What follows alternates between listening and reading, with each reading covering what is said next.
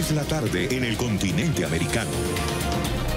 Cuando anochece en Europa y amanece en Asia, así cae la tarde en el continente americano y transcurre la noche y el amanecer en el resto del mundo.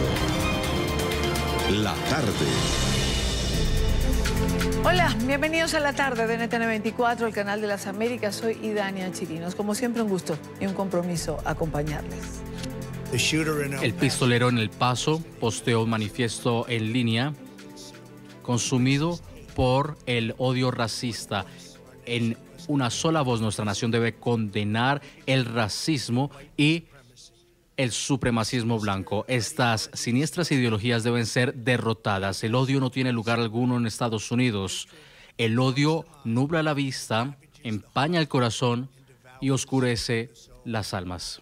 Nosotros debemos reconocer que Internet ha ofrecido una plataforma peligrosa a mentes radicalizadas y perturbadas para desarrollar actos demenciales. Debemos llevar luz sobre los espacios oscuros de Internet y frenar estos asesinatos. Con un evidente cambio en su discurso, el presidente de los Estados Unidos se pronunciaba el día de hoy sobre los tiroteos ocurridos el fin de semana en Texas y Ohio. El mandatario condenó, como escuchábamos, el supremacismo blanco e insistió en que quienes cometieron estos crímenes son personas con serias enfermedades mentales. Pidió la pena de muerte para las personas que cometan este tipo de masacres.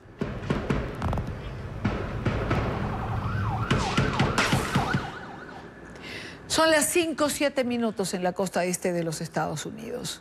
¿Qué nos deja este fin de semana? 31 muertos en total.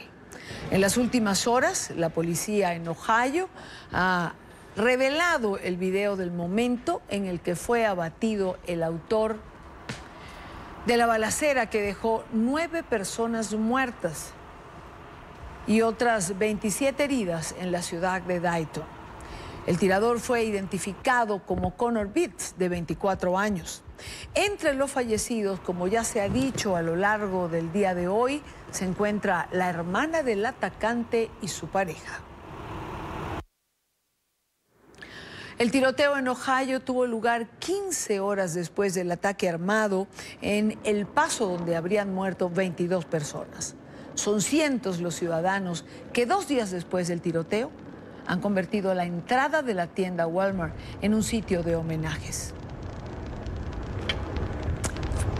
Flores, velas y pancartas en apoyo a las familias de las víctimas fueron dispuestos en el monumento improvisado.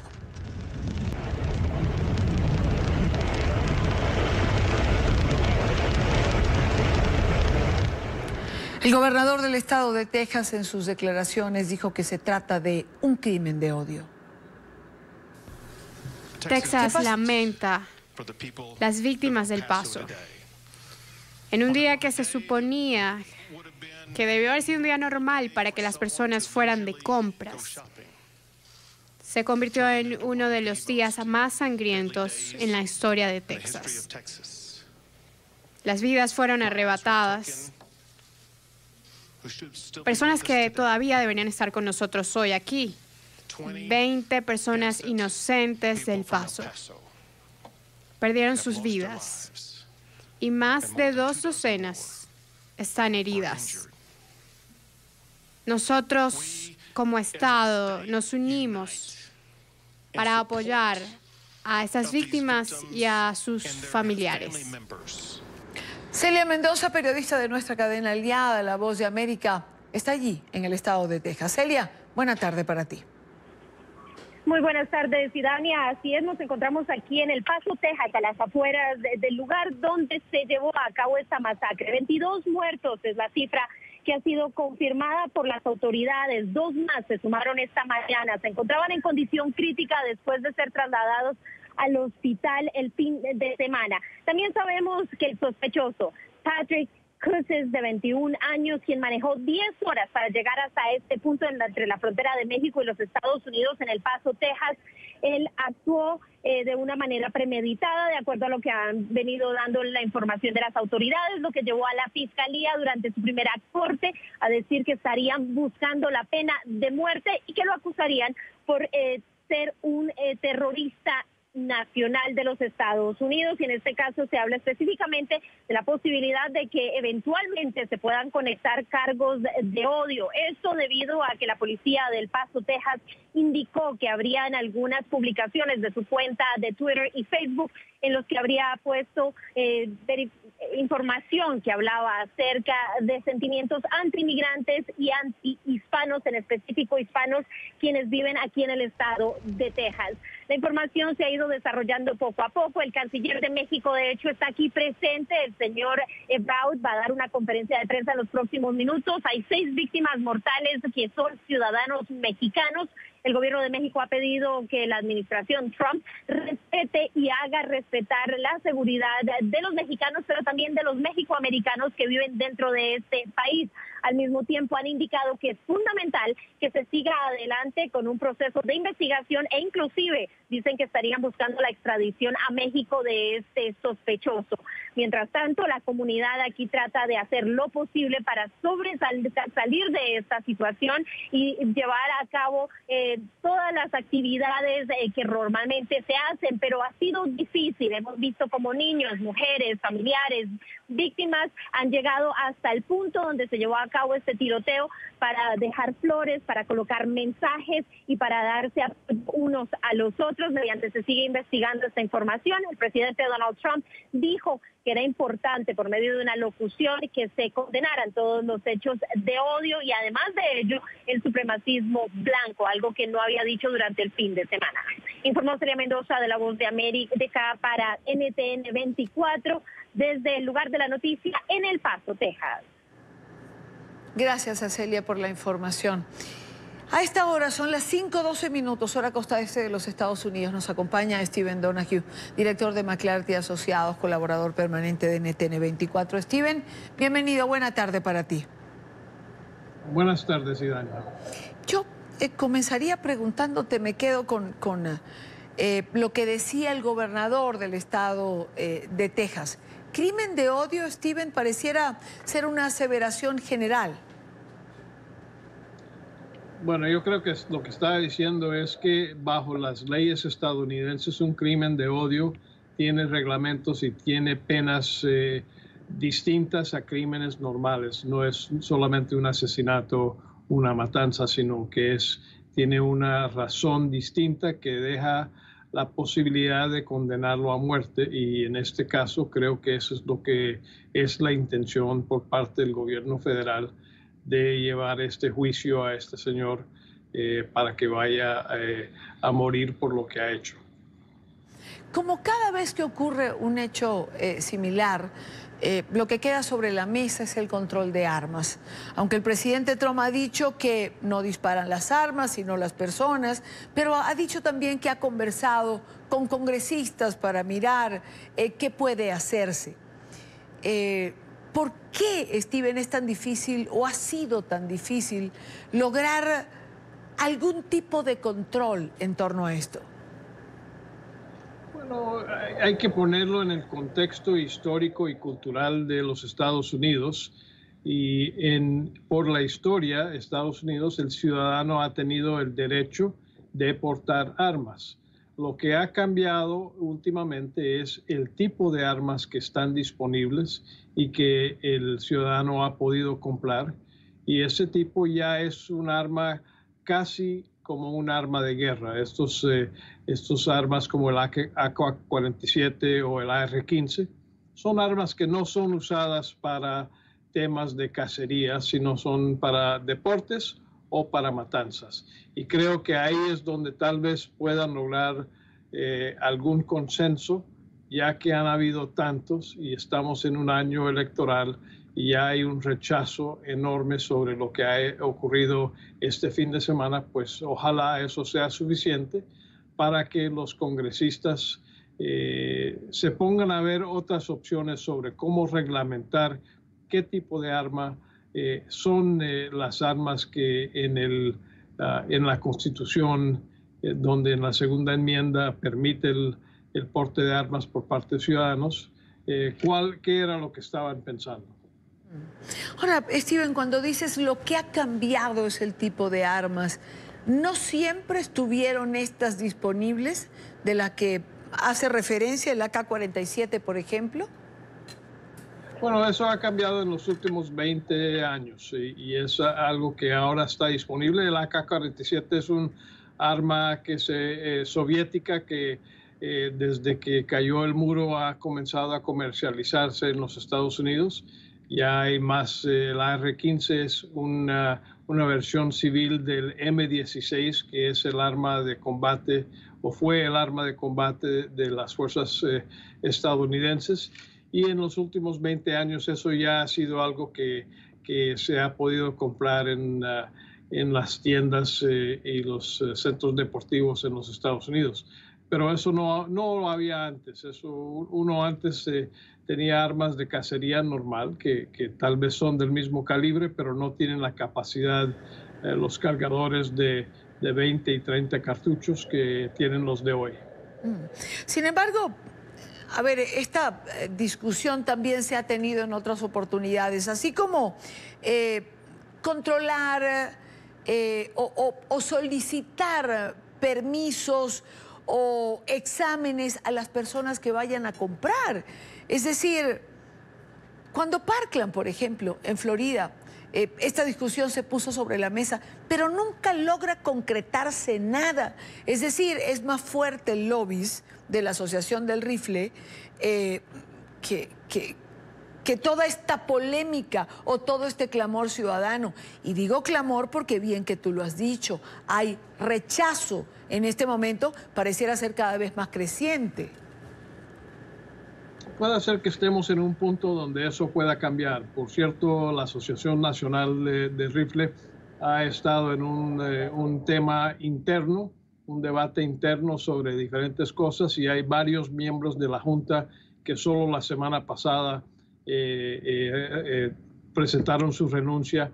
Uno de los miembros más antiguos del liderazgo hace varios meses también renunció, y yo creo que ellos están enfrentando unos temas sobre cuál es la misión primordial de la asociación, y yo creo que están debilitados tanto financieramente con la elección que viene y también en términos de las políticas que tienen la capacidad de vender a los políticos.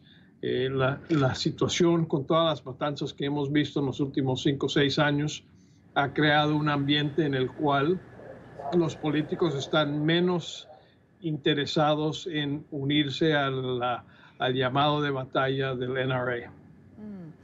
¿Tú crees que estemos en ese momento en que varios factores confluyen y sobre todo siendo una época electoral para que finalmente alguna decisión pueda tomarse en torno a esto?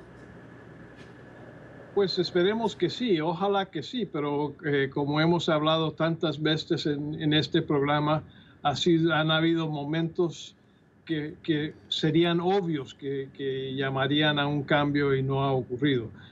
Hay varios factores que puedan influir ahí. También el senador McConnell, que es el presidente del Senado, que ha sido uno que no ha aceptado algunos reglamentos sobre los chequeos de antecedentes de gente que quiere comprar armas.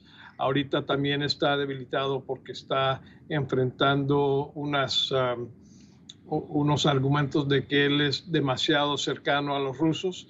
Entonces hay varios factores entre el NRA, el senador McConnell, esta matanza, el presidente, quien él mismo, por haber dicho y haber sacado trinos en las últimas semanas que se podrían considerar racistas y es acusado de racismo, pues él también pueda haber cambiado su actitud yendo a elecciones, que pueda hacer que hoy por fin lleguemos a un momento donde puedan cambiar las leyes y los reglamentos sobre estos temas tan importantes. Ahora que mencionas al presidente, que también está, digamos, por decirlo de alguna forma coloquial, en el ojo del huracán, en relación a sus trinos, en relación a sus discursos, a frases como prácticamente nos están invadiendo. Tú eres un hombre, Steven, experto en temas de seguridad. un discurso como este del presidente Trump, no vamos a responsabilizar al presidente de todos los tiroteos que se han producido en Estados Unidos, porque antes de ser electo pues también tenemos en la historia eventos de este tipo, pero incide, fomenta, alienta eventos de esta naturaleza. Bueno, debemos comenzar desde el principio de que el que jala el gatillo es el responsable directo por este tipo de matanza. Y eso no debe haber ninguna duda. Pero también hay que ver el ambiente en el cual ese acto ocurre. Y puede ser que hayan antecedentes, como en este caso parece que hay algunas cuentas de Twitter o de Facebook del señor, donde él está viendo y escuchando al presidente y a otros que tienen una actitud muy racista y que eso influye sobre sus decisiones.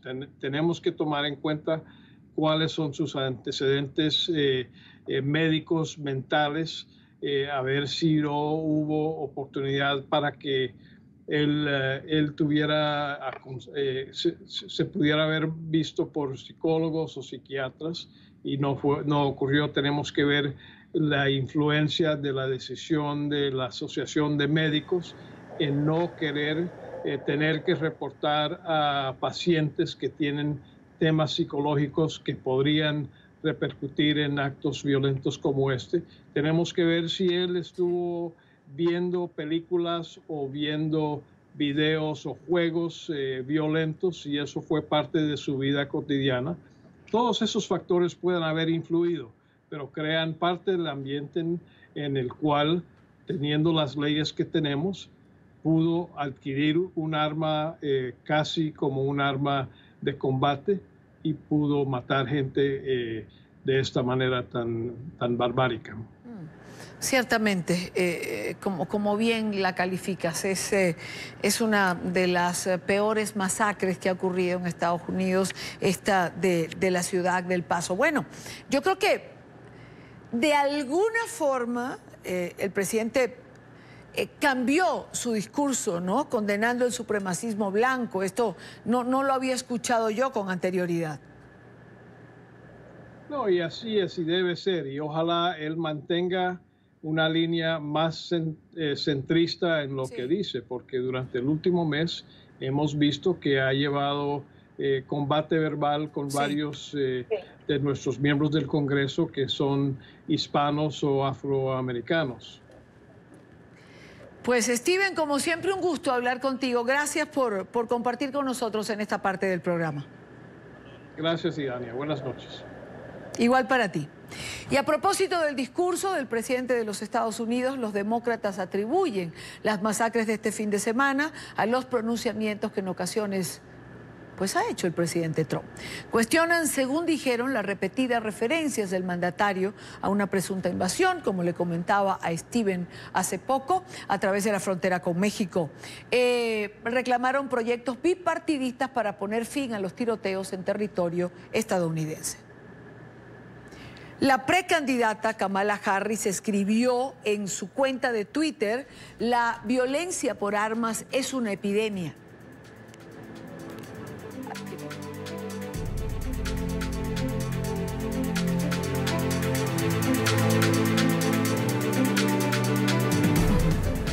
Impacta en nuestras comunidades cada día, no solo cuando las cámaras están prendidas y cuando son el foco de los titulares. Necesitamos actuar. Este es el pensamiento de Kamala Harris. El también contendiente por la nominación demócrata, Bernie Sanders, escribía en su cuenta de Twitter: el gobierno federal debe prohibir las armas de asalto e implementar un programa de recompra para sacar de las calles las armas. 5:25 minutos, retomamos más adelante este tema. Vamos a conversar con varios invitados, pero a esta hora revisemos otros temas que hacen parte de la agenda informativa. Es noticia Puerto Rico, donde continúa la incertidumbre política. El Senado presentó una demanda en el Tribunal de Primera Instancia para anular la juramentación de Pedro Pierluisi como secretario de Estado de la isla. En el documento presentado este domingo argumentan que el abogado de 60 años asumió el cargo sin haber obtenido el aval de la Cámara Alta, que votará el nombramiento el próximo miércoles. Pierluisi fue confirmado el viernes por la Cámara Baja y asumió este cargo de gobernador bajo una enmienda de la Constitución que establece que ante la ausencia del gobernador asume quien ostente ese cargo aunque no haya sido aprobado por la legislatura. Tras conocer la demanda, Pierluisi descartó asistir a la comparecencia ante el Senado que estaba agendada para el día de hoy. Es noticia el ataque en redes sociales entre el presidente de Brasil, Jair Bolsonaro, y el líder del régimen de Cuba, Miguel Díaz-Canel. En las últimas horas profundizaron su hostilidad con un cruce de acusaciones y agresiones. El centro de la polémica volvió a ser el programa Más Médicos. En noviembre pasado, Cuba suspendió su participación en ese plan que enviaba miles de profesionales a Brasil para brindar cobertura a grupos vulnerables en áreas de difícil acceso como reacción a las críticas de Bolsonaro sobre este convenio. La semana pasada, recordemos, al lanzar un nuevo programa que pretende reemplazar al anterior, Bolsonaro dijo que en el pasado se buscaba en realidad formar núcleos de guerrilla en Brasil.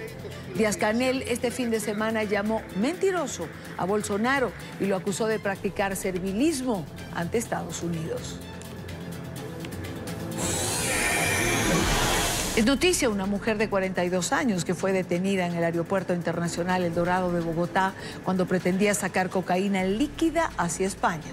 La droga la llevaba implantada entre sus muslos. Noticia en desarrollo con nuestro periodista Carlos Arturo Albino. Carlos Arturo. Amigos de la tarde, los saludo desde el Aeropuerto Internacional El Dorado, que sirve a la ciudad de Bogotá. Miren, quiero que me acompañen para esta puerta número 5 del Aeropuerto Internacional. Por esta puerta fue escoltada la mujer de profesión estilista hasta un hospital de acá de la ciudad para extraerle la droga líquida que tenía implantada en sus piernas. ¿Qué dicen los médicos? ¿Qué dicen las autoridades? En el siguiente informe les contamos. Una nueva modalidad de tráfico de drogas ha encendido la alarma en el aeropuerto El Dorado de Bogotá. En las últimas horas, una mujer fue detectada transportando 780 gramos de cocaína líquida y que tenía como destino final Madrid, España. Pero preste atención en el lugar a donde la mujer llevaba la droga. Lo anormal es la nueva modalidad, terrible modalidad que están utilizando es de introducir la droga dentro del cuerpo de estas personas para poderla sacar del país y así engañar la Policía Nacional. Sorprendentemente, las autoridades encuentran la cocaína en el muslo de la pierna izquierda de esta mujer. Es un procedimiento mutilatorio del cuerpo, intenta crear un bolsillo entre la piel y el músculo para introducir una bolsa, la cual es sellada de forma normal, como cuando sellan una bolsa en cualquier supermercado. Las autoridades lograron detectar la droga a través de los mecanismos de seguridad del aeropuerto. Ella venía de Cali, tenía una conexión internacional hacia Madrid, no tenía ningún antecedente. 165 personas en lo que va de año han sido detenidas por ser usadas como correo humano para transportar estupefacientes en el aeropuerto El Dorado. Lo que hemos logrado detectar o lo que algunas personas nos dicen aquí es que a veces les ofrecen 5 o 10 millones de pesos. La mujer se encuentra hospitalizada en Bogotá luego de que fuese sometida a una cirugía de emergencia para extraerle la droga de su pierna. Amigos de la tarde de NTN 24, estamos en el Aeropuerto Internacional El Dorado, donde se produce la noticia. Según las autoridades, la droga que llevaba implantada esta mujer en sus muslos asciende a $37.000. En la información desde Bogotá, Carlos Arturo Albino, NTN 24. Gracias, Carlos Arturo, gracias por la información. Y al cierre de esta primera parte del programa es noticia, otro récord preocupante, el programa de cambio climático, el programa Copérnico de la Unión Europea, que analiza los datos de temperatura de todo el planeta, informó que julio fue el mes más caluroso de la historia. Según los expertos, esto es consecuencia del fenómeno del Niño. Lo más alarmante es que con las continuas emisiones de efecto invernadero y el impacto resultante de las temperaturas globales, los registros continuarán aumentando en el futuro. Habla el canciller de México, el canciller Marcelo Ebrard. Allí está en El Paso, desde la ciudad de Texas. Acaba de decir, entre otras cosas, que consideran lo que ha ocurrido un acto de terrorismo, sí, en territorio estadounidense, pero un acto de terrorismo hacia el pueblo mexicano. Escuchemos. También quiero informarles que a las familias les hemos hecho saber que cuentan con el apoyo del Gobierno de México. Le hemos pedido al alcalde, y mañana lo haremos también con las autoridades judiciales, para que se entreguen los cuerpos lo más rápido posible de las 8 personas fallecidas a sus familias. Hemos discutido la cooperación con diferentes autoridades que han acelerado el proceso para permitir a las personas que son mexicanos enviar los cuerpos de sus familiares a su país. Definitivamente vamos a presentar un caso en contra de la venta y distribución de armas, como el arma de asalto que cegó la vida de los 8 mexicanas y mexicanos, y de hasta ahora ya 14 norteamericanos. Nosotros también estamos analizando acciones en relación con el control de armas, en relación con este caso y lo que ocurrió para asesinar a 8 mexicanos y a otras 22 personas en esta tragedia. Analyzing, but we are going to do it. El otro asunto que también les quiero referir es que, como la ley mexicana dice que este acto es un acto de terrorismo, la Fiscalía General de la República ya está integrando la carpeta de investigación y será la primera carpeta de investigación de esta importancia en la historia de México sobre terrorismo en territorio de los Estados Unidos. De acuerdo a la ley y al derecho internacional, México puede participar no solo en la representación de las víctimas, sino de acuerdo a su propia ley, que es la ley que establece su Código Penal, que este es un caso de terrorismo. Nosotros, como consideramos que esto es un acto de terrorismo, de acuerdo con la ley mexicana, nosotros vamos a estar participando en investigaciones de esa importancia, porque consideramos que es un acto de terrorismo contra mexicanos en el suelo estadounidense. Incluyendo, si el fiscal general de la República de México así lo considera, la petición, la solicitud de extradición. Y si esto incluirá, si nuestro fiscal lo considera necesario, la solicitud de extradición para extraditar al criminal que perpetró estos ataques. Hemos visto con mucho cuidado el statement que hizo hoy el presidente de Estados Unidos sobre los hechos. Y quisiera yo subrayar que reconocemos y coincidimos con el hecho de que en este statement aparezca el racismo y la supremacía blanca como problemas serios en Estados Unidos.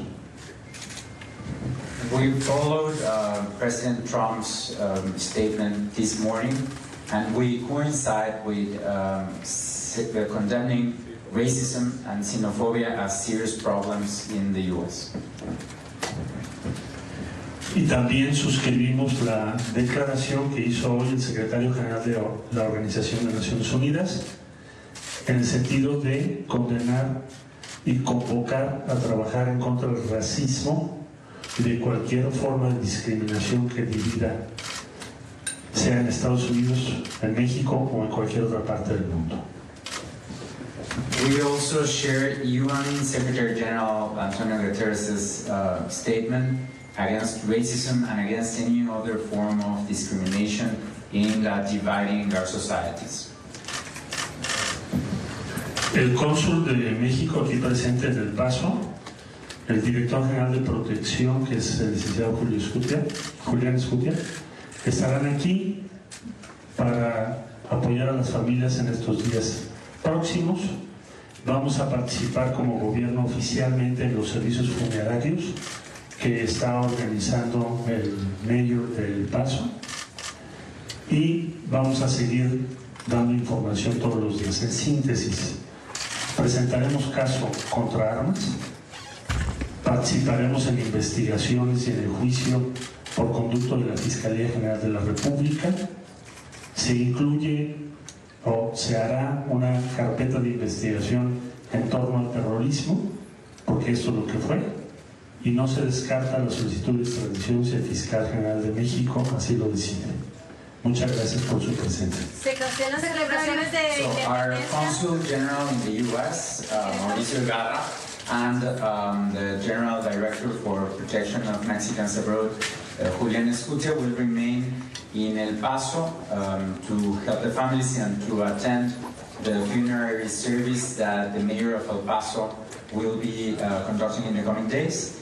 And in conclusion, we will be starting actions regarding the guns or the gun that was used in this terrible massacre, and we will be participating in the investigation and trial regarding this act, and the Mexican authorities, as we explained via the General Attorney, will be starting an investigation for this act of terror, which is what we consider it is, against Mexican citizens in U.S. territory. Secretario, ¿se reforzará la seguridad de los consulados?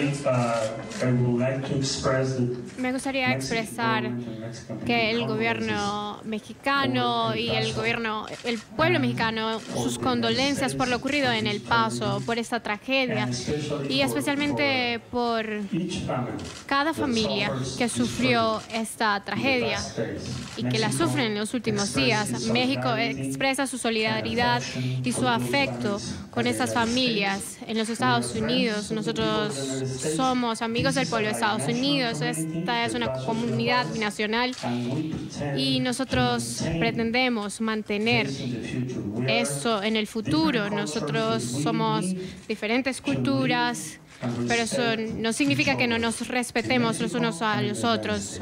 México y Estados Unidos, muchas gracias. ¿Se reforzará la seguridad en los consulados de México y Estados Unidos?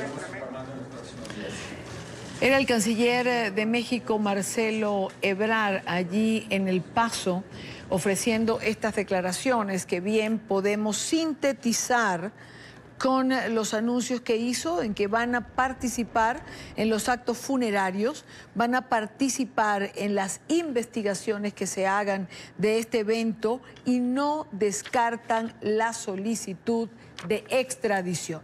Creo que son los 3 puntos más importantes a los que el canciller Marcelo Ebrard hizo referencia en esta rueda de prensa que ha ofrecido hace unos minutos atrás.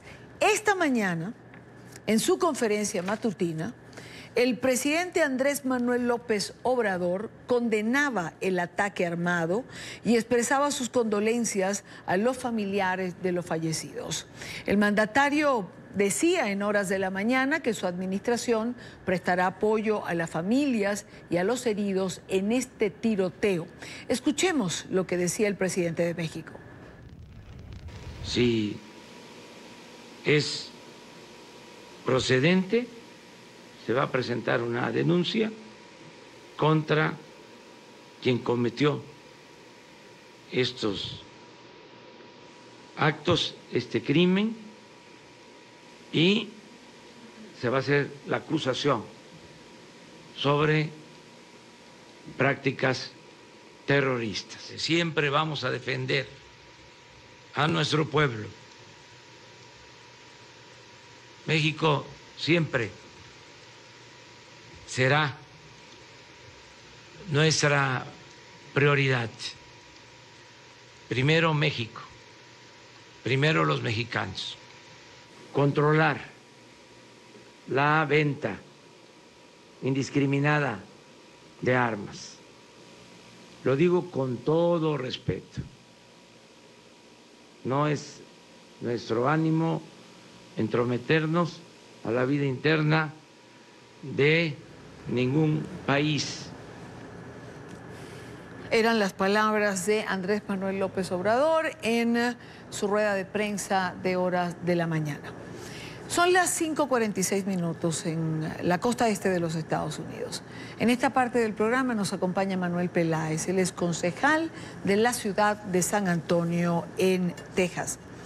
Concejal, bienvenido, buena tarde, gracias por acompañarnos. Gracias a ti por invitarme.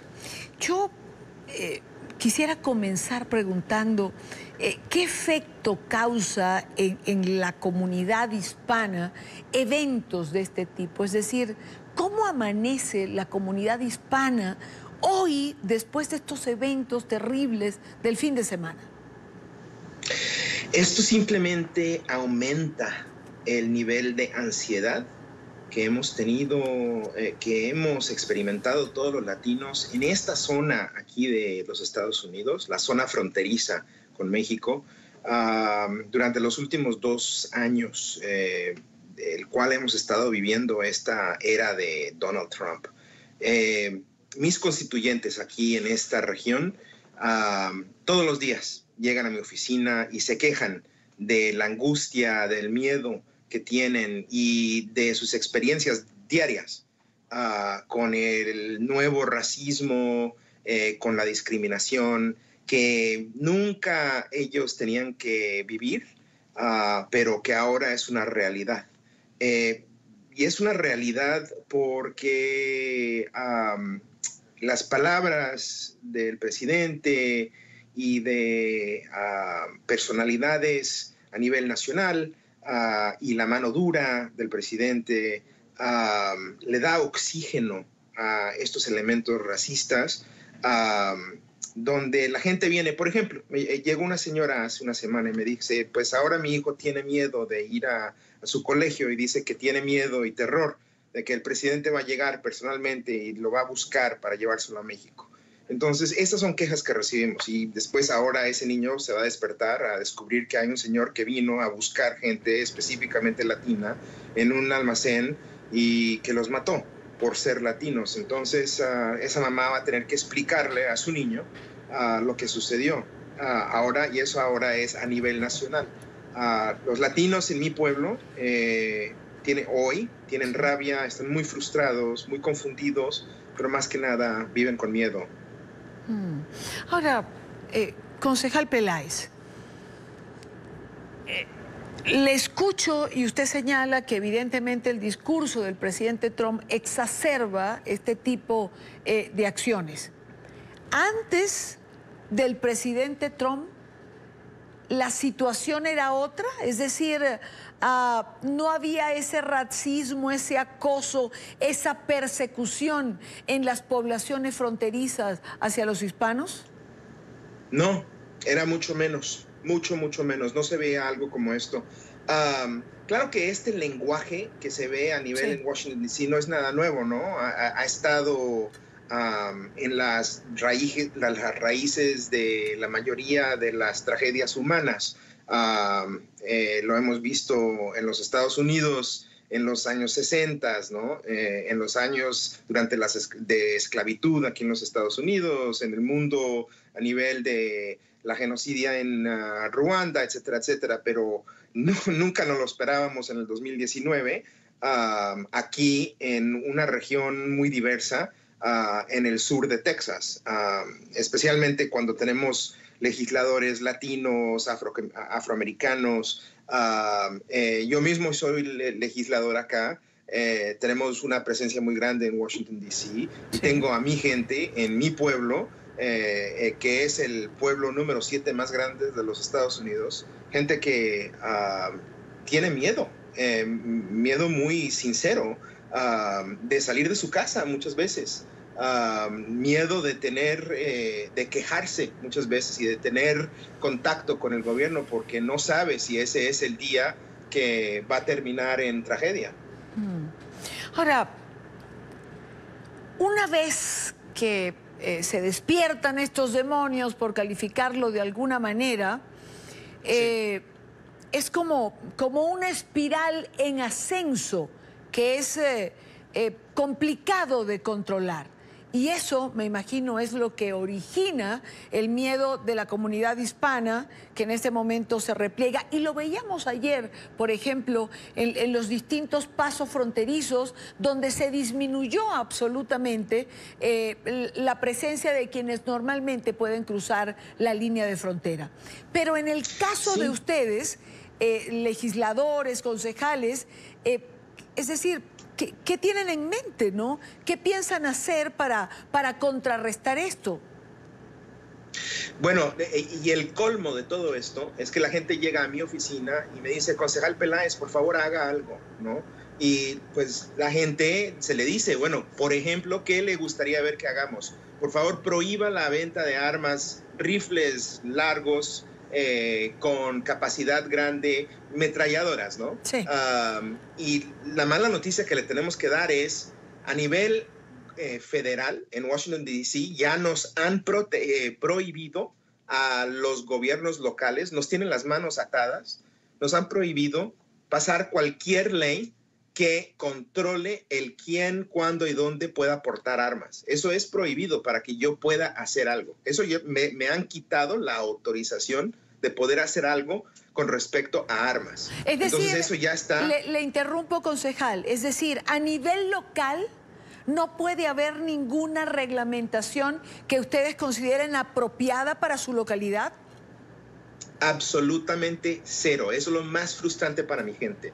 Y a pesar de eso siguen viniendo, haga algo, haga algo, haga algo. Entonces hoy, por ejemplo, vimos al presidente decir, esto absolutamente es debido a problemas culturales, esto es debido a problemas de salud mental, esto es debido a problemas de gente, racismo, etcétera, etcétera, pero él nunca mencionó armas y nunca dijo que iba a hacer algo, ¿no?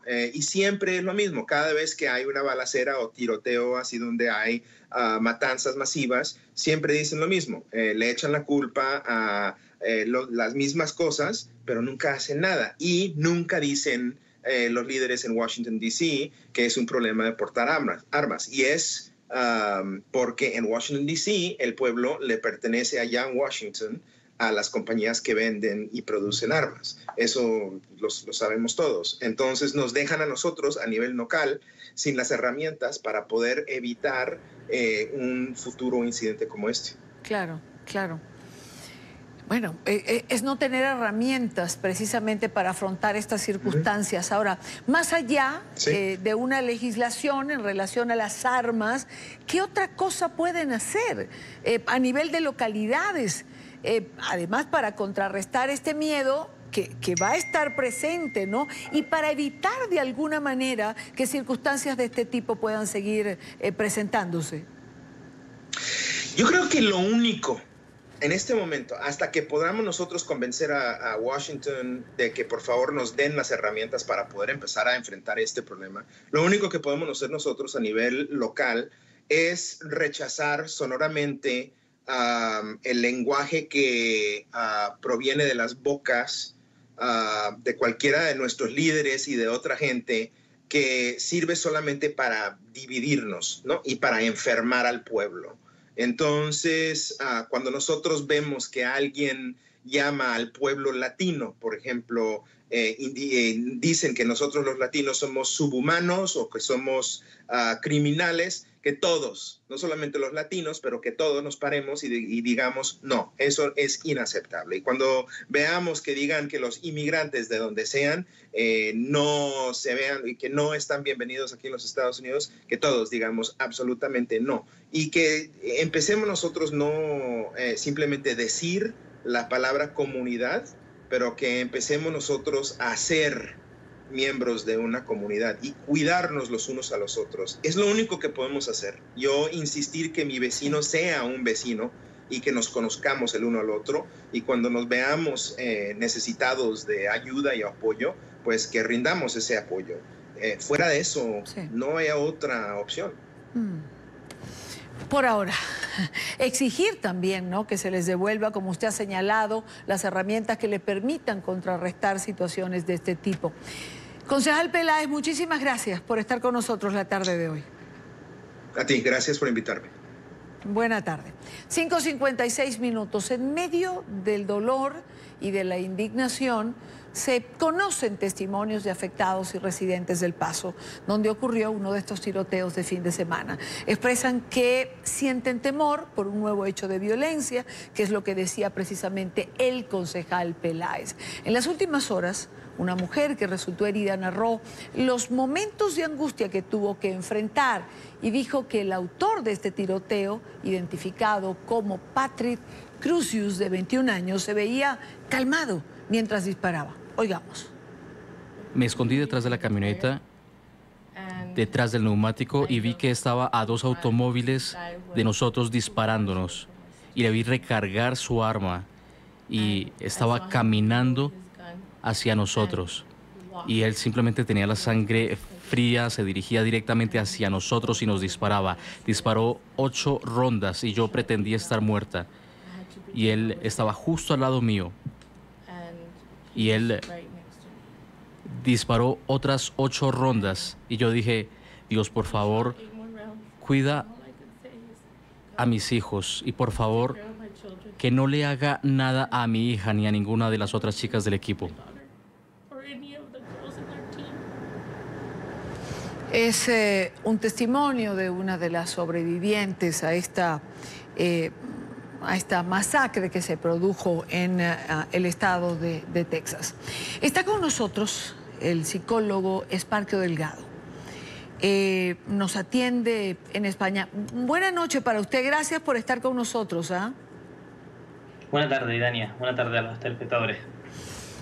En esta oportunidad se habla de un supremacista blanco como responsable de esta masacre. Ahora, sea blanco, negro, amarillo, hay un desequilibrio mental para cometer una acción de este tipo. Es decir, cuando lo circunscriben, digamos, al color de la piel o a la defensa de una ideología, creo que hay que ir un poco más allá. ¿Qué pasa, no, en la psiquis de una persona que es capaz de hacer esto? Cuando ocurre un fenómeno como este, nos quedamos todos absolutamente alucinados, ¿no? Y nos quedamos como desnudos. Nos faltan explicaciones y realmente es que es muy difícil tener explicaciones de por qué ocurre esto, ¿no? Ni siquiera es posible. Afortunadamente no hay tantos atentados y no se puede ni siquiera establecer un patrón o un perfil, ¿no? Pero sí hay 2 cuestiones que me parecen interesantes sobre este asunto. La primera es que fíjate cómo la historia nos ha enseñado que para cometer crímenes atroces no hace falta estar loco de alguna manera, ¿no? Lo vimos en Ruanda, lo vimos en Alemania en su momento, aquello del juicio a Eichmann en Jerusalén. No hace falta estar trastornado para cometer los crímenes más atroces, ¿no? Y luego, por otro lado, es curioso que cuando estos atentados se cometen en Estados Unidos y se cometen por parte de una persona blanca, siempre nos preguntamos qué le pasa dentro de su cabeza, cuáles son las condiciones familiares, históricas que tiene, ¿no? Pero cuando se trata de un latino que comete un asesinato, un hispano o un negro o un musulmán, enseguida vamos a la categoría de grupo, ¿no? Es un fundamentalista islámico, es uno de estos hispanos inmigrantes criminales que decía ahora bien el concejal Peláez, ¿no? Que vienen aquí a nuestra tierra, etcétera, ¿no? Eso llama bastante la atención. Ahora, es que me hizo ruido esto que usted señala de la historia. Nos dice que no hay que estar completamente locos para cometer crímenes atroces. Si no se está completamente loco, es decir, ¿en qué se piensa o cómo se está para asumir una acción de este tipo?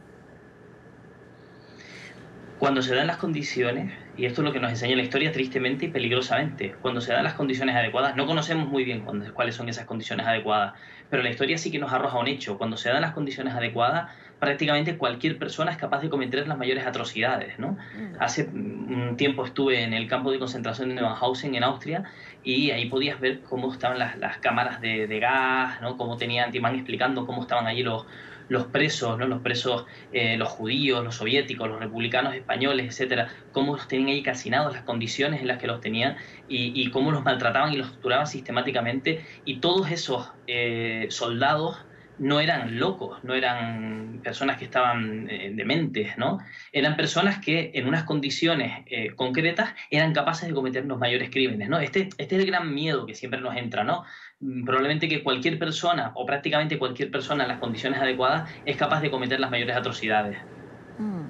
Ahora, por otra parte, me llama la atención de la edad de quienes disparan en estas masacres, o por lo menos de quienes lo han hecho en Estados Unidos en las últimas masacres que hemos conocido.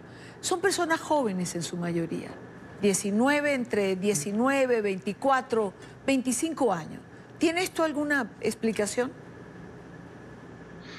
Ahora mismo, y hasta donde yo puedo saber, no hay ni siquiera una explicación medianamente sostenible que permita relacionar la edad con los atentados, ¿no? Hay muchas hipótesis, hay mucha especulación, pero realmente sabemos muy poco de esto, ¿no? Nos encantaría saber más, porque en el fondo saber de alguna manera nos permitiría pues, poder predecir, nos permitiría poder controlar que no pasaran estas cosas, pero la realidad, hay una realidad muy evidente, ¿no? Que se comentaba ahora mismo, ¿no? Sí. En un país donde se puede conseguir, estaba escuchando hace un momento la entrevista a un señor de un despacho, creo que era de abogados, algo así, comentando que en Estados Unidos se puede conseguir fácilmente AK-47. Sí. O sea, si en un país se puede conseguir un AK-47, un fusil de asalto, entonces a lo mejor habría que empezar por ahí, ¿no? Preguntarnos qué pasa en la mente misteriosa de las personas que cometen estos atentados, ¿no? Ahora, otra de las preguntas que surgen y que mucha gente se hace es si de alguna forma la Internet exacerba este tipo de actuaciones, o los videojuegos, por ejemplo, violentos en su mayoría, de alguna manera tienen efecto en las mentes de niños y de adolescentes. Ese es un tema ha sido bastante polémico, ¿no? Los videojuegos son uno de los culpables favoritos cuando ocurren este tipo de masacres o incluso cosas menores, ¿no? Cuando un adolescente pues acaba agrediendo a otro, ¿no? Pues al final, si este adolescente es aficionado a los videojuegos, siempre se tiende a establecer esa relación. Los estudios sobre el tema, cuando se trata de agresiones un poco más, digamos, de andar por casa, en principio no son nada claros. Parece que no existe tal relación, sobre todo teniendo en cuenta la cantidad de millones de personas, ya no solo adolescentes, porque recordemos que a veces pensamos en los videojuegos como una cosa de niños, pero hoy por hoy los videojuegos están siendo jugados por personas de muchas edades distintas, ¿no? Entonces, probablemente la mayoría de las personas de menos de 40 años han jugado muchísimo tiempo en su vida en juegos muy violentos, terriblemente violentos, y no se convierten en criminales ni cometen agresiones. Entonces es difícil buscar un solo culpable que permita explicar toda esta situación y que nos permitiera tomar algún tipo de medida, como bueno, vamos a tratar de eliminar los videojuegos violentos para ver si reducimos este tipo de crímenes, ¿no? Es muy complicado, ¿no? Probablemente no tenemos explicaciones y eso nos deja a nosotros y a mí mismo, ¿no? como ciudadanos, nos deja un poco aterrados porque no sabemos muy bien a qué agarrarnos, pero esa es la realidad. Cuando no hay explicación, pues por ahora no hay explicación. Y una última pregunta, doctor. El discurso de odio. Leía una frase esta mañana que decía el discurso o los discursos de odio cobran más tarde o más temprano. ¿De alguna manera promueven este tipo de actitudes? Yo creo que el discurso de odio se agarra a algo. Hay muchas especulaciones sobre esto, ¿no? Sobre las situaciones vitales, de fracaso vital, de vidas truncadas en muchos casos de estas personas que acaban cometiendo estos tipos de crímenes, ¿no? Entonces, probablemente el discurso de odio sea un elemento que se coloca sobre eso, ¿no? Y que al final, pues, si uno vive en un entorno en el que se justifican cierto tipo de eventos o donde uno puede acabar siendo una especie de mártir o una especie de líder, pues probablemente es más fácil que uno pues pueda dar el paso a cometer estos atentados. Pero claro, probablemente tampoco, no solo el discurso de odio, ni los videojuegos, ni el internet, ni nada de esto por sí solo puede explicar un fenómeno como este. Eso no quiere decir que no haya que condenar los discursos de odio, pero no ya desde el punto de vista psicológico, sino desde el punto de vista ciudadano, desde el punto de vista moral y desde el punto de vista político. O sea, a mí no me gusta vivir en un país, y está ocurriendo también en España, donde los discursos de odio y donde los discursos cada vez más violentos se están adueñando de la esfera pública. Eso es algo que también pues tendríamos que rechazar, pero ya digo, no como psicólogo, sino como ciudadano. Claro, claro. Parque Delgado, psicólogo, muchísimas gracias por acompañarnos. Gracias a ustedes, Dani. Buenas tardes. Son las 5:13 minutos, hora Bogotá, Colombia. Jairo Libreros nos acompaña en esta parte del programa. Y antes de comenzar con nuestro temario, el que teníamos o el que tenemos para la tarde de hoy, primero, bienvenido. Y Dania, muy buenas tardes. Buenas tardes, Jairo. Quería preguntarte, ¿por qué es el tema del día en todas partes? Todo lo que ha ocurrido en este fin de semana sangriento, como titularon muchos medios a nivel internacional, en relación a los tiroteos que se produjeron en Estados Unidos. Algo frecuente, sí. Algo impactante, sobre todo el del paso en Texas por la cantidad de muertos y heridos que deja. Y es que es una situación que ya se hace cotidiana en los Estados Unidos. Así es, Idania. Aproximadamente de mediados de la década de los años 80 del siglo pasado, los estudios no solamente de las principales universidades norteamericanas y de centros internacionales, sino del propio gobierno, muestran cómo los tiroteos masivos hacen parte de una constante que tiene una tendencia a incrementarse con el paso del tiempo. Es un asunto que no solamente despierta la preocupación en diferentes lugares del mundo, sino que demuestra que quizás uno de los temas más delicados a manejar, por lo menos en términos de política pública, gira en torno de la necesidad de buscar, dicen algunos, particularmente los demócratas en Estados Unidos, mecanismos que permitan restringir el acceso a las armas. Adicionalmente, una normatividad mucho más fuerte para la tenencia y una que sea mucho más fuerte para el porte de armas. De las cantidad de variables que se miran, y Dania, sobre este particular, sobresalen 3 o 4 que creo que has tenido la oportunidad de analizar en el programa. La primera de ellas es el fácil acceso, el número de armas. Estados Unidos tiene la mitad, aproximadamente 315 millones de armas en manos de civiles, es decir, casi el 50% de las armas que en el mundo existen en manos de civiles. Eso equivale aproximadamente, en términos porcentuales, a que por cada 100 norteamericanos en Estados Unidos, en estos momentos 89 están armados. Pero el tema se incrementa más si miramos las cifras sin entrar en las variables. Hay una cifra que me sorprendió mucho de un estudio del FBI que tuvimos la oportunidad de analizar en el día de ayer en nuestra cadena aliada Noticias RCN, y dice lo siguiente: Estados Unidos tiene aproximadamente el 5% de la población mundial, pero solamente en Estados Unidos, y Dania, se produce el 33% de los tiroteos masivos. Todo indicaría, según diferentes estudios y con base en las cifras que les acabo de presentar, que el tema real que permitiría entender por qué es tan fuerte el tema de los tiroteos en Estados Unidos es el fácil acceso a las armas, la poca regulación, la mínima restricción que existe sobre ese particular. Hay otras 3 variables que son interesantes.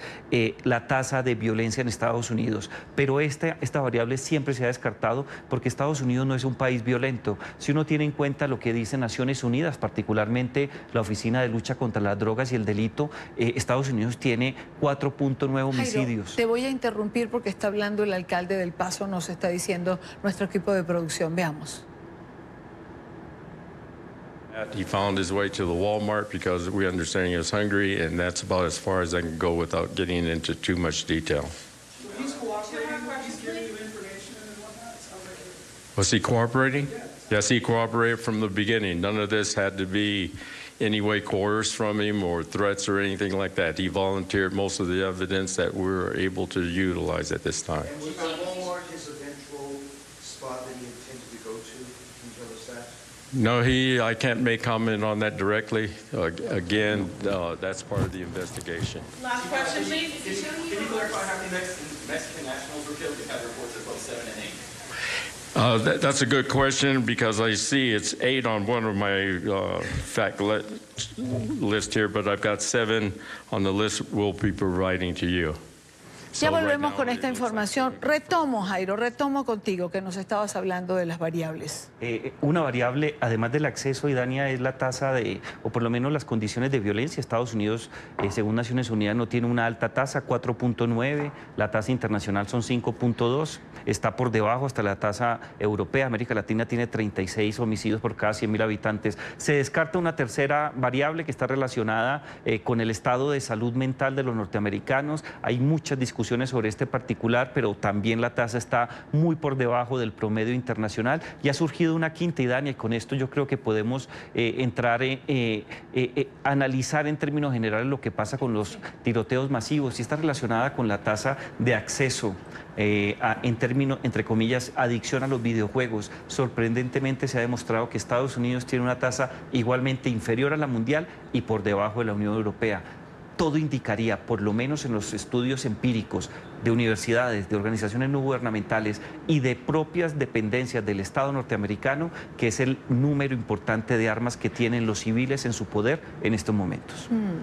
Bueno, y que es tan complicado, ¿no?, abordar este tema porque lo da la segunda enmienda cuando ellos tienen algo en la Constitución, pues bueno, como para la mayoría de los países es palabra sagrada, pero lo que se trata de implementar es, por ejemplo, chequear antecedentes para vender armas.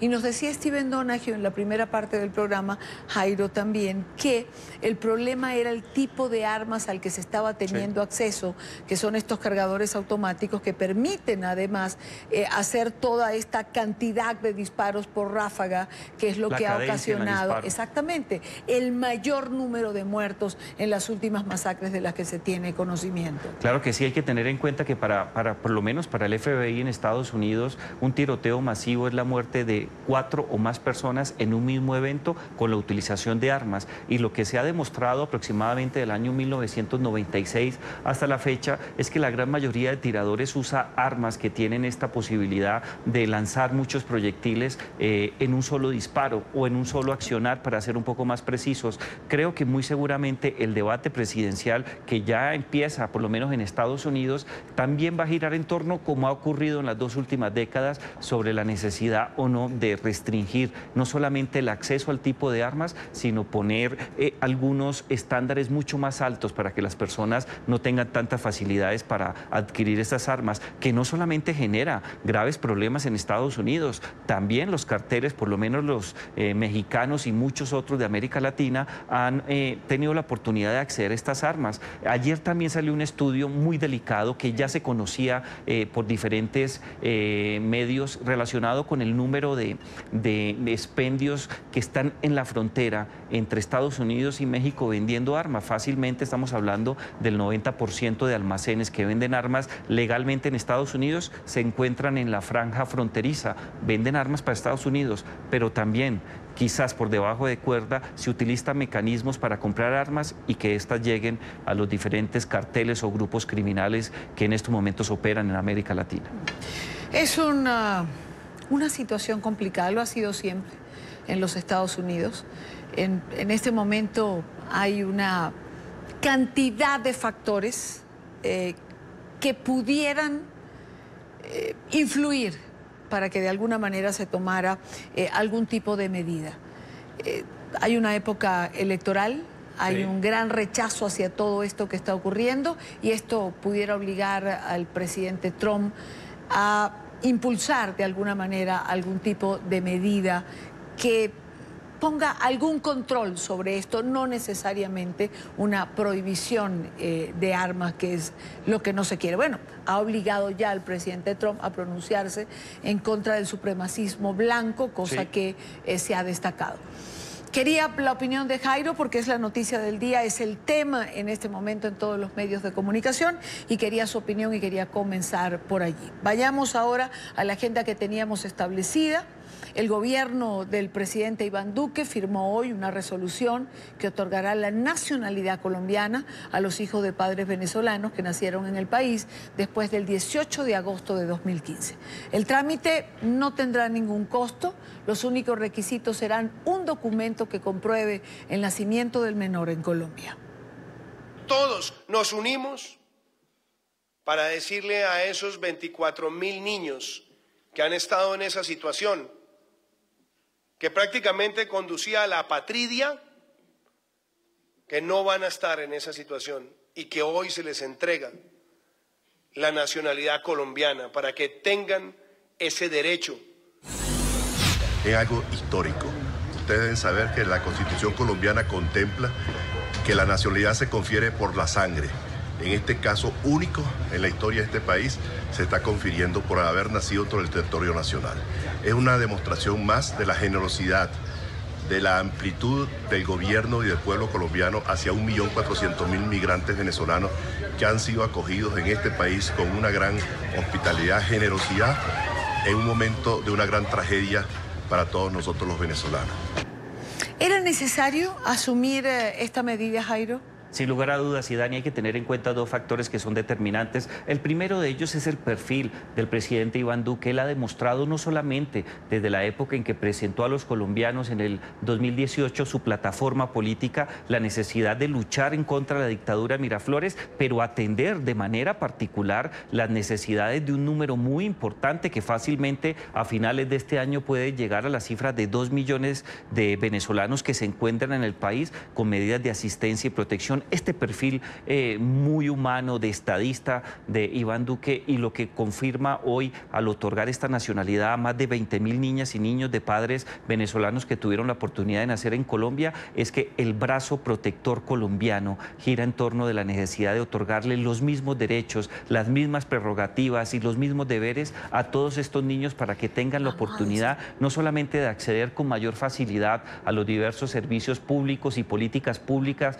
que todos los colombianos tienen derecho a exigirle al Estado Nacional y a los estados territoriales, sino que van a ser recibidos en Colombia como ciudadanos o como nacionales colombianos. Yo creo que demuestra el perfil importante del presidente Duque, confirma uno de los asuntos más destacados de su gestión en este año, que ha sido muy criticada, por lo menos la última semana en Colombia, que su política exterior, por lo menos la que está enfocada a América Latina, es muy exitosa y que cumple su palabra. Yo creo que esto sí se requería, es la mejor forma, Idania, además, y está comprobado en diferentes experiencias internacionales, de evitar fenómenos o pequeños brotes relacionados con actos de xenofobia que pueden surgir en cualquier momento y que en el caso colombiano ya hay pequeños destellos. Este tipo de medidas giran en torno de eso, y yo creo que el compromiso, como lo demuestra Duque, es general, es un compromiso personal y es un compromiso institucional para brindarle las mejores condiciones a los venezolanos que huyen de la crisis humanitaria y de la dictadura de Maduro. Sin embargo, pareciera, el presidente Duque va a cumplir su primer año. Pocos días. 7 de agosto. El 7 de agosto. Cumple su primer año al frente del gobierno. Y en este momento las encuestas o la percepción de la gente en Colombia no es la mejor. Sí. Y uno de los puntos que puede incidir es precisamente el manejo de la crisis migratoria que está produciendo Venezuela en Colombia. De hecho, en una de las encuestas que conocimos la semana pasada, 55% de los colombianos piensa que esta crisis no está bien manejada en este momento. Así es, Idania, pero hay que romper en 3 momentos diferentes esta situación. Al comienzo de la administración, particularmente los primeros 6 meses entre agosto y el 30 de diciembre del año pasado, la mirada que tenían los colombianos era de solidaridad con los venezolanos y de solidaridad con el presidente Duque por cuenta del liderazgo de lo que en el mes de enero de este año se conoció como la estrategia del cerco diplomático para ahogar la dictadura y a la vez prestar darles mejor atención a los venezolanos que huían de esa crisis humanitaria. Luego viene la posesión del presidente interino de Venezuela, Juan Guaidó, y se disparó por completo, más otro acto relacionado con el tema del terrorismo, pero especialmente por el tema de Venezuela, se dispararon los indicadores de favorabilidad del presidente Duque. El gran problema en esta tercera etapa, el último trimestre realmente, Idania, es el incremento de la migración. Incremento de la migración, y que para muchos actores políticos importantes de la sociedad civil, pero también de los empresarios, cuestionan que el presidente Duque le ha dedicado más tiempo a ciertos asuntos relacionados con la JEP que no salieron bien y al tema venezolano en detrimento de la economía nacional. Quizás esto pueda sonar injusto, pero esa encuesta y otras dos mediciones también que se han realizado en los últimos 15 días indica que para un sector importante de los colombianos considera que el presidente Duque debe enfocarse en el tema de la creación de empleo y sacar mejores indicadores económicos en el país. Claro, y cuando se hacen estas mediciones, las encuestas son fotografías del momento, ¿sí? Exacto. Y tú decías, es injusto. Yo también creo que es injusto. Injusto porque, a ver, yo creo que Colombia en los últimos años ha estado tan estable y tan bien que ha aguantado el remesón que significa el impacto dentro de la cotidianidad económica, dentro de la vida de un país, más de 1.500.000 de migrantes. Es decir, Colombia solidificó tanto su economía en los últimos años. Las últimas 2 décadas. Que ha aguantado lo que significa el aluvión de la diáspora venezolana. No ha dejado de crecer. No ha dejado de crecer. Ha disminuido quizá el porcentaje de crecimiento.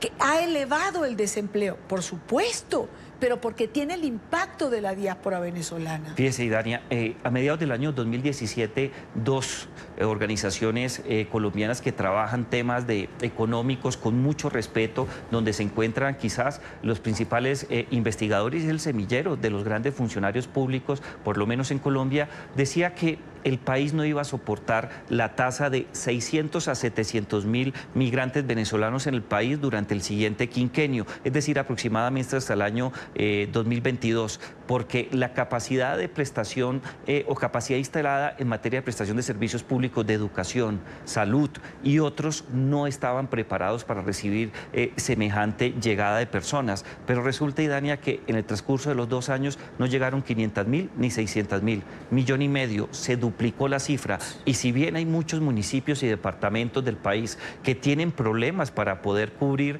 este tipo de demanda que ha ocurrido en los últimos años, han logrado mantener su capacidad instalada y prestar todos los servicios. Indudablemente un costo fiscal importante, claro, pero la economía crece, crece igualmente la capacidad de respuesta del Estado colombiano y la solidaridad del pueblo colombiano se siente todos los días. Jairo, una última pregunta antes de ir al corte y además te invito a que te quedes con nosotros porque vamos a tener un contacto con Bricio Segovia desde Lima con esta reunión que se está produciendo de más de 59 países para tratar la crisis de Venezuela. ¿No te parece en algún momento, como piensa alguna gente en Colombia, que el presidente hace más de lo que logra vender? Que el presidente Duque, hay un problema comunicacional entre su ejecución y la percepción de la gente?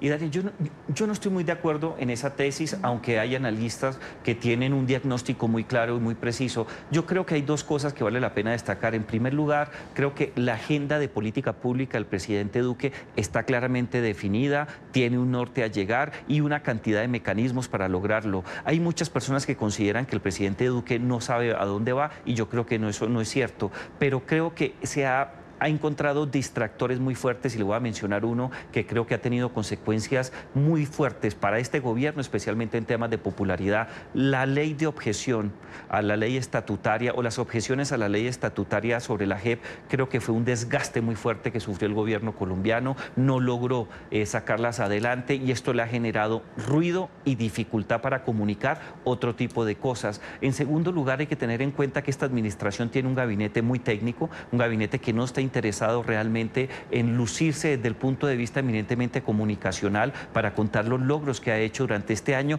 y ahí tal vez pueda haber un error, pero hay que tener en cuenta que uno comunica hechos ciertos, hechos claros, hechos precisos, y creo que si bien hay hechos importantes por destacar, no son el número que estaban planeados, por lo menos en la matriz que se trabajó inicialmente y que queda consagrada en el Plan Nacional de Desarrollo. Hay problemas comunicacionales, vaya y venga, pero todavía creo que no se ha alcanzado un número importante de logros para contar.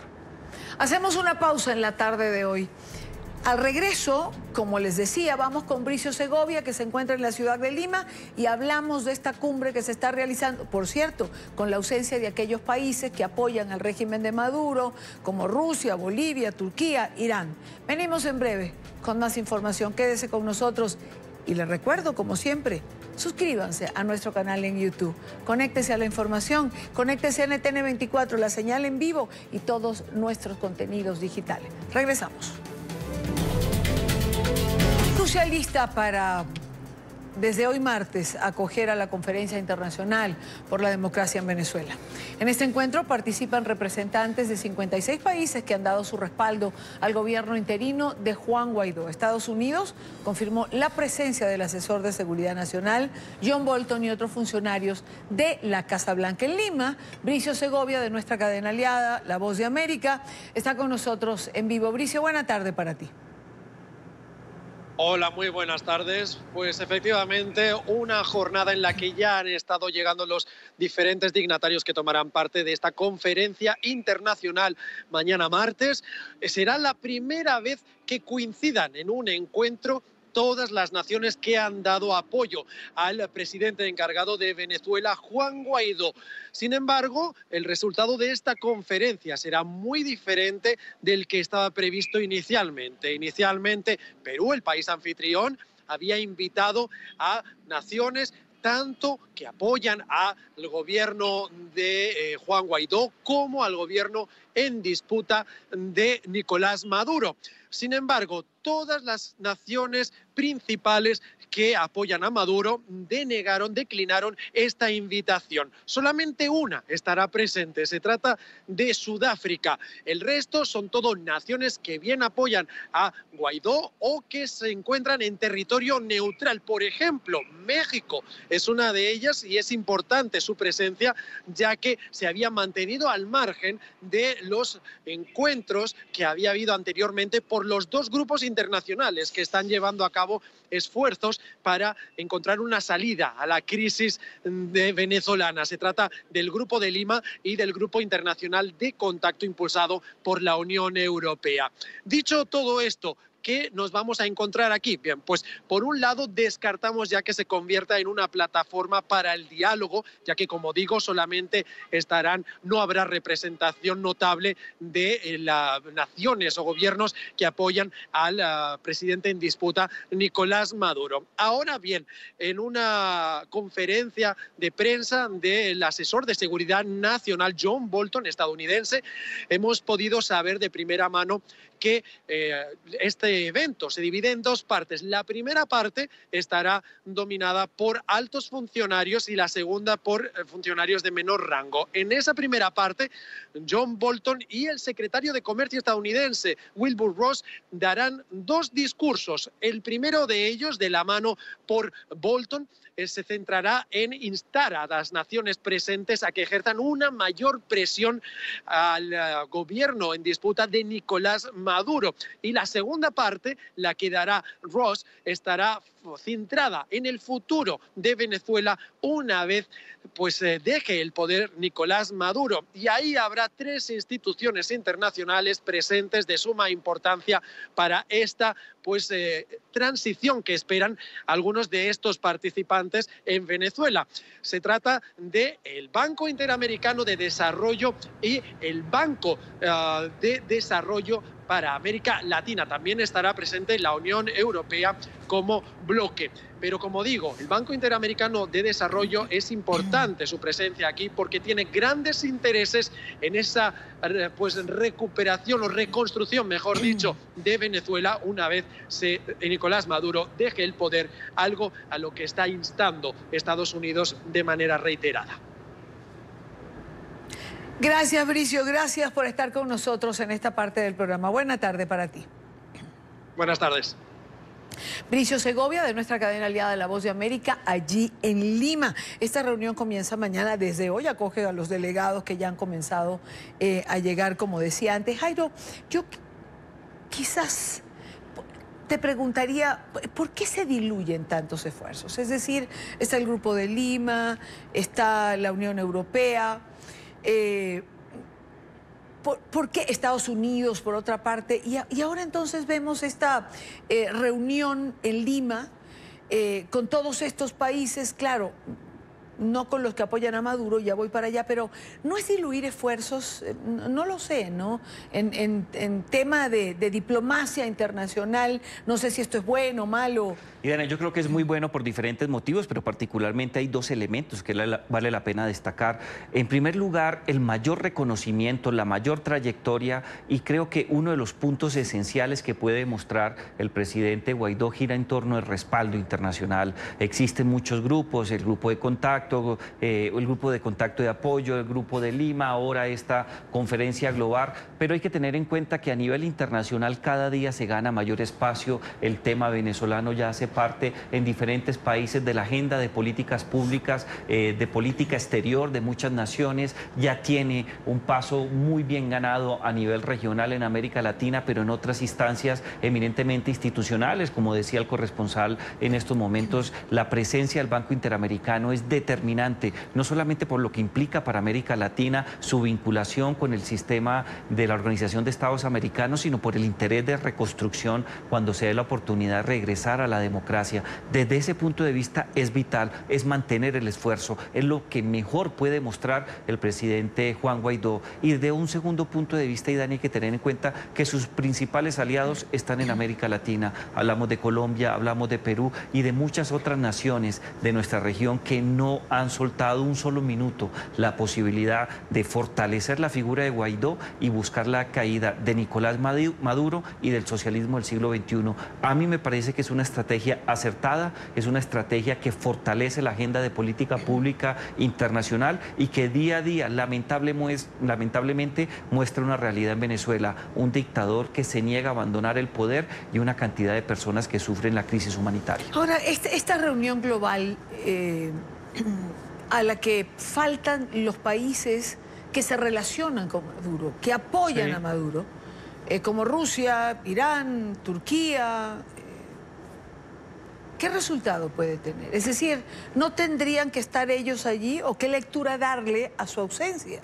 Pues la lectura de su ausencia es muy clara. Ellos siguen apoyando la dictadura de Miraflores, tienen intereses estratégicos muy importantes, no solamente por el dinero que han entregado la dictadura para que se mantenga, sino porque hace parte también de su política exterior. Para Rusia ha resultado ser un lugar de encuentro muy importante que le permite proyectar su poder y tener un juego importante a nivel internacional por la cercanía con Estados Unidos. Países como Irán han logrado tener una presencia que nunca tuvieron en el pasado, no solamente por cuenta del intercambio que establecen con este país y con otros, Bolivia, con Nicaragua, sino también, como dicen algunas agencias internacionales, los movimientos de Hezbollah están muy vinculados aparentemente, o por lo menos así lo establece Estados Unidos, con la presencia iraní.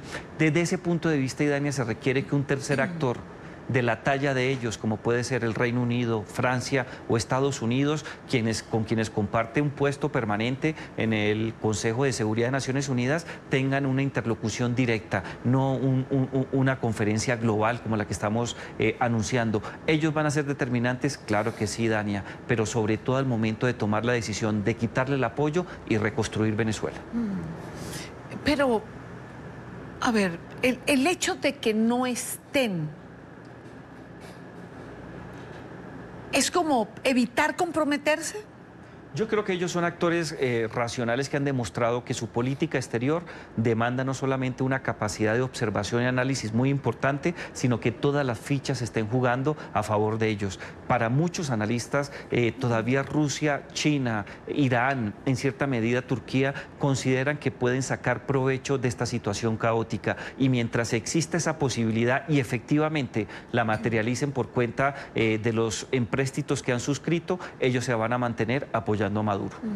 ¿Qué resolución ¿Qué acuerdo? ¿Qué puede dejar una cumbre global de este tipo? Yo creo que puede dejar dos cosas que son importantes y vale la pena mencionarlas. La primera de ellas es una hoja de ruta para sumar mayores apoyos por fuera de los países que tienen una posición mucho más importante en el concierto internacional.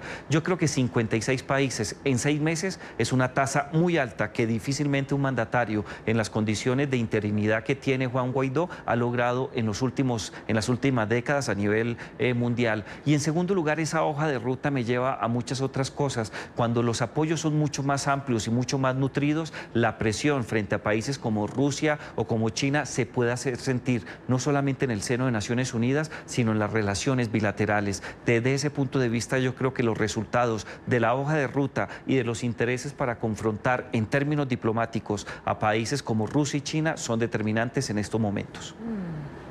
Pues Jairo, como siempre, un gusto tenerte. Gracias por estar con nosotros en la tarde de hoy. Creo que me estás mirando como muy optimista, pero Idania, yo creo que sí es importante eso y aquí siempre voy a estar. Bueno, es que, a ver, hemos hablado tantas veces de esto en este programa. Uno quisiera ser optimista. 10 años. Exacto. Uno quisiera ser optimista, pero a ratos cuesta, ¿no? Sí, lo sé. Y bueno...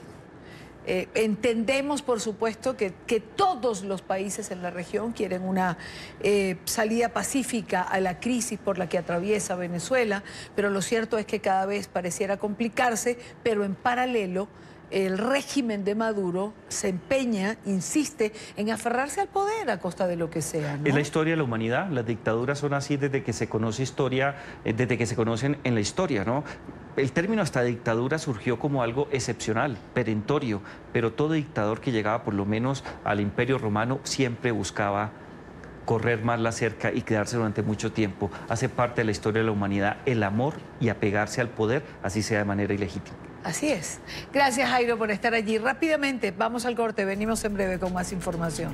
Llegamos al final de la tarde de hoy. Recuerden seguir nuestras cuentas en las plataformas, en Twitter, en Instagram, en nuestro canal de YouTube para estar conectado a la información, porque está conectado a NTN 24. Les espero mañana, como siempre, a la misma hora para compartir, debatir, analizar la agenda informativa del día. Gracias a todos. Buena tarde.